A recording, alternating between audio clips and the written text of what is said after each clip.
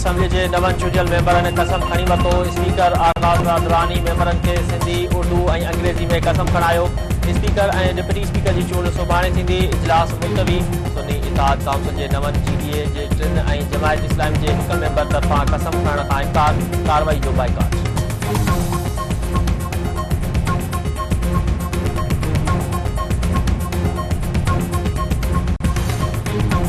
Assembly बाहरा मुख्तलिफ सियासी party के कारकुन जो मुजाहरो। पुलिस की लठबाजी। केतराई कारकुन गिरफ्तार। राशिदुल सुमरो 70 पास की जज अगवाणी में प्रेस क्लब अॻियां धरणो। कराची सोसियल प्लाज़ा मलीर इशारा मिसल ते कार साज़ वट JUI जा धरणा। नर्सरी वट पुलिस ऐं JUI कारकुन में चकरियूं। छेड़खान अगवाण जो चवणु आहे त आम चूंड में बदतरीन धांधली करे मैंडेट ते धाड़ो हंयो वियो आहे। तकरारी चूंड कंहिं बि सूरत में क़बूल न कई वेंदी।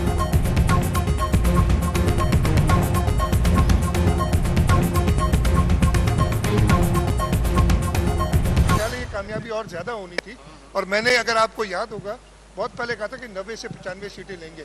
मैं खुद थोड़ा सा शॉर्ट रह गया, आप सबको याद होगा, और मैं एक एक सीट गिन के आपको बताऊंगा कि कैसे हमने ली और कैसे हमारी सीटें कम भी हुई। वो एहतजाज करने करें, सबका हक है। मैं ये उम्मीद करूंगा कि कानून को अपने हाथ में नहीं लेंगे, वो एहतजाज करेंगे, हम अंदर हलफ उठाएंगे।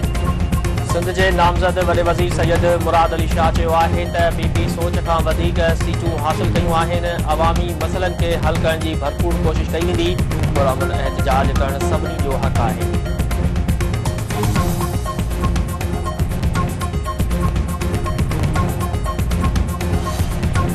अॻूणे सूबाई वज़ीर शकील इनाम मेमण IMF के ख़त 22 करोड़ अवाम ते हमलो करार ॾेई छॾियो। संदसि चवणु आहे त IMF के ख़त ज़बरदस्ती इक़्तिदार हासिल करण जी कोशिश आहे। कर्ज़ न मिलियो त सरकारी मुलाज़िमनि सां गॾु आम माण्हू बि बुख भरंदो।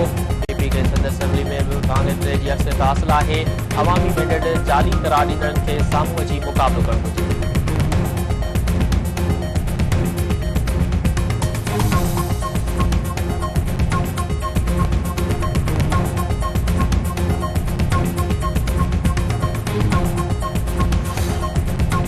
पंजाब के स्पीकर और डिप्टी स्पीकर की चूंड थी रही है। दूजी राय शुमारी जरिए स्पीकर और डिप्टी स्पीकर की चूंड थी।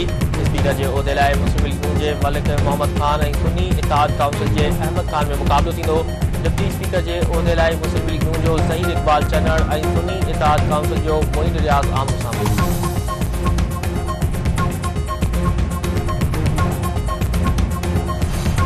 मुल्क में सदारती चूंडूं 9 मार्च ते कराइण जो फ़ैसिलो। इलेक्शन कमीशन सदारती चूंडुनि बाबति बाक़ाइदा शेड्यूल बि जारी कंदी।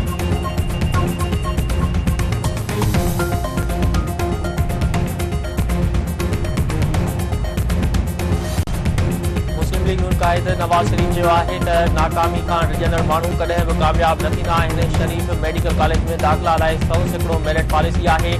कॉलेज में सिफ़ारिश न मेरिट जी हथी वठाई वेंदी आहे।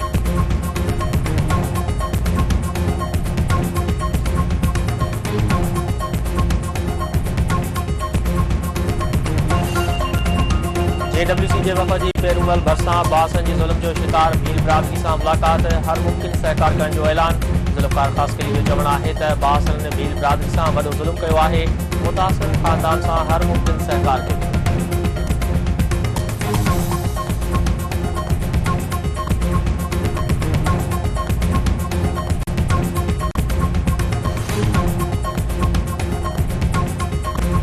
कारपुर में बिन मुगन की बाजियाबी लाइ वारसन जो एहतजाजी मुज़ाहिरो ऐं धरणो। वारसन जो चवणु आहे त कार मैकेनिक अब्दुल राफ़े समेजो ऐं जावेद शेख खे धोखे सां घुराए अगवा कयो वियो आहे।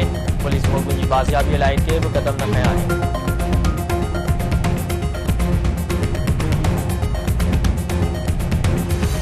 दौलतपुर सफ़र में मुंबई शागिर्द की बाजियाबी लाइ मुख़्तलिफ़ धुरनि जो एहतजाजी मुज़ाहिरो ऐं धरणो। अगवाण जो चवणु आहे त हबीबुल्लाह अली 6 फ़रवरी ते गुम थी वियो, जेको अञा हथ न अची सघियो आहे।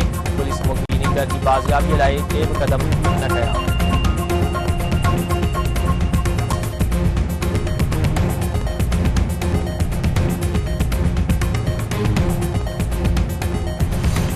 खानपुर महार भरपासे वारनि इलाइक़नि में उड़ी ते ज़ाब्तो न अची सघियो। वधीक हिकु ॿारड़ी फौत ॻोठ वाली खान शहर में 2 वरनि जी मारवी शहर दमदणी हवाले कयो।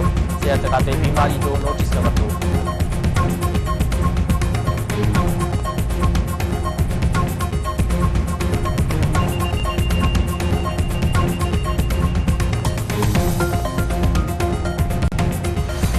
क्रिकेट जे सब खां वॾे मेले पाकिस्तान सुपर लीग 9 में जबरदस्त मुक़ाबला जारी। लाहौर कलंदर्स ऐं कराची किंग्स जूं टीमूं आमने साम्हूं।